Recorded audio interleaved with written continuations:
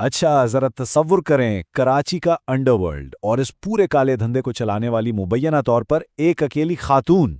आज हम जिस कहानी का तज्जिया करने वाले हैं वो किसी थ्रिलर फिल्म से कम नहीं। हम बात कर रहे हैं कोकेन क्वीन की, जिसे दुनिया पिंकी के नाम से जानती है। हाल ही में पकड़े जाने वाले इस ड्रग ट्रैफिकिंग नेटवर्क का स्केल इतना बड़ा है कि सुनकर वाकई होश उड़ जाते हैं। तो चलिए इन हकाइक का तफसील से जायजा लेते हैं। अब इस कहानी की शुरुआत देखें एक ऐसी वायरल ऑडियो से होती है जिसमें तकब्बुर कूट कूट कर भरा था।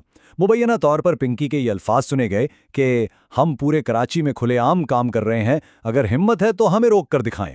मतलब सीधा कानून नाफिज करने वाले इदारों को चैलेंज। ये एक ऐसा माइंडसेट था जो खुद को कानून से बिल्कुल बलातर समझता था। इस एक ऑडियो ने वाज़ेह कर दिया था कि ये कोई आम क्रिमिनल नहीं, बल्कि खुद को एक मुकम्मल ब्रांड समझने वाला नेटवर्क है। कोकेन क्वीन की गिरफ्तारी और गार्डन के इलाके में कार्रवाई, ये गुरूर आखिरकार टूटा कैसे?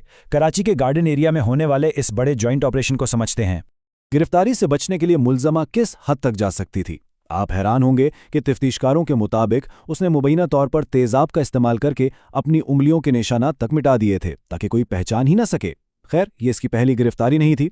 2018 में भी वो पकड़ी गई थी, लेकिन उस वक्त 62 लोगों से राब्तों की वजह से जमानत पर बाहर आई और फिर रूपोश हो गई। ड्रग सिंडिकेट के अंदर एक इंतहाई मुनज़्ज़म कार्टेल। अब जरा एक आम छापे से हटकर इस बात पर गौर करते हैं कि क्वीन मैडम पिंकी का ये ब्रांड अंदर से काम कैसे करता था। इस नेटवर्क के फैलाव को समझने के लिए बस इस एक नंबर पर गौर करें, 869। जब मुलजिमा का फ़ोन पकड़ा गया तो उसके फोरेंसिक तज्जिए से 869 कॉन्टैक्ट नंबर्स मिले। अब हैरत की बात यह है कि इनमें से सिर्फ 132 नंबर कराची के थे। बाकी सारी अक्सरियत दूसरे शहरों और गैर मुल्की राब्तों पर मुश्तमिल थी, जिसमें अफ्रीकी ममालिक के ड्रग ट्रैफिकर्स के नंबर भी शामिल बताए जाते हैं।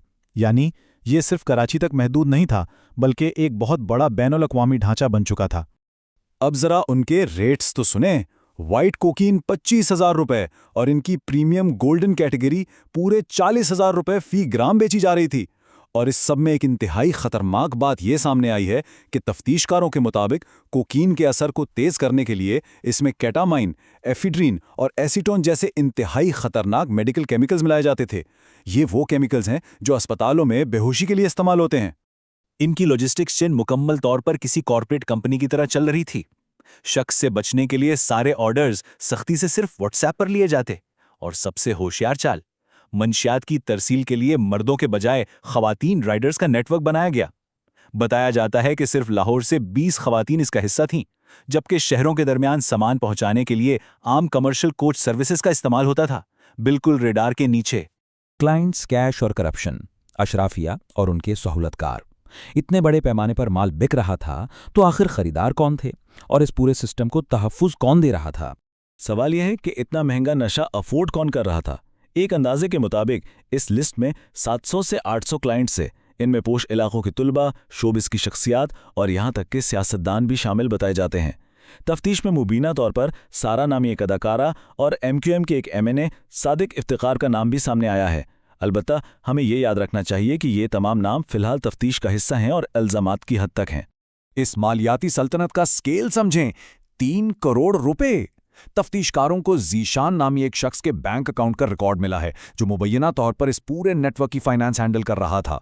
सिर्फ 1.5 साल के अरसे में इस एक अकाउंट से 3 करोड़ रुपए से ज्यादा की ट्रांजैक्शंस हुई। और यह सिर्फ एक अकाउंट की बात है, इसके अलावा मोबाइल वॉलेट्स का इस्तेमाल भी धड़ल्ले से हो रहा था।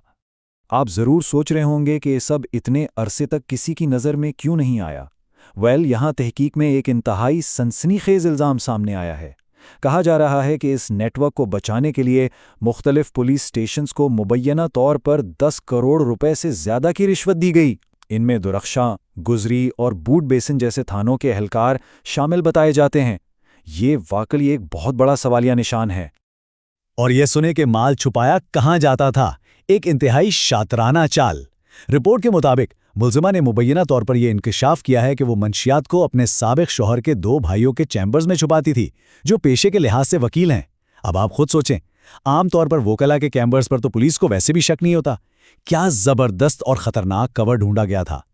कमरा अदालत में ड्रामा और 2 मुतजाद बयानिए। जब ये केस अदालत पहुंचा तो वहां के मनाजिर किसी सस्पेंस मूवी से कम नहीं थे। गिरफ्तारी की टाइमलाइन पर एक बहुत बड़ा तनाज़ा खड़ा हो गया है।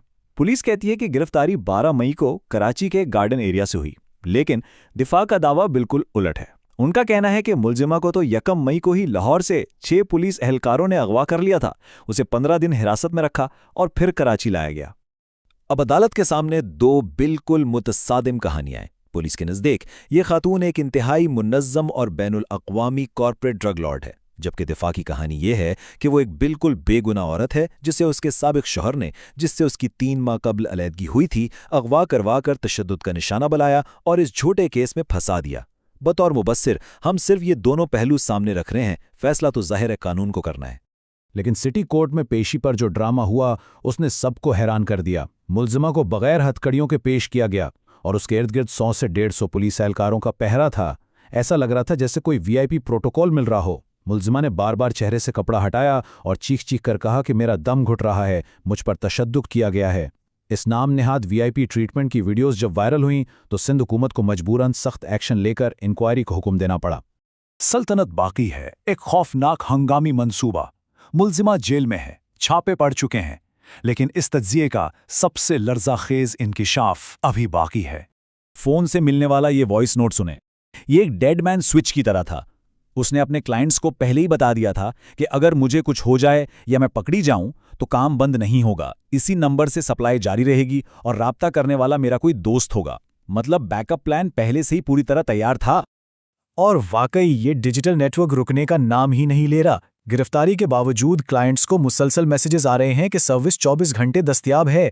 गोल्डन हो या 15,000 रुपए वाला सिल्वर माल, सब कुछ अब नए नंबर्स और अदायगी के नए अकाउंट्स के जरिए बेचा जा रहा है।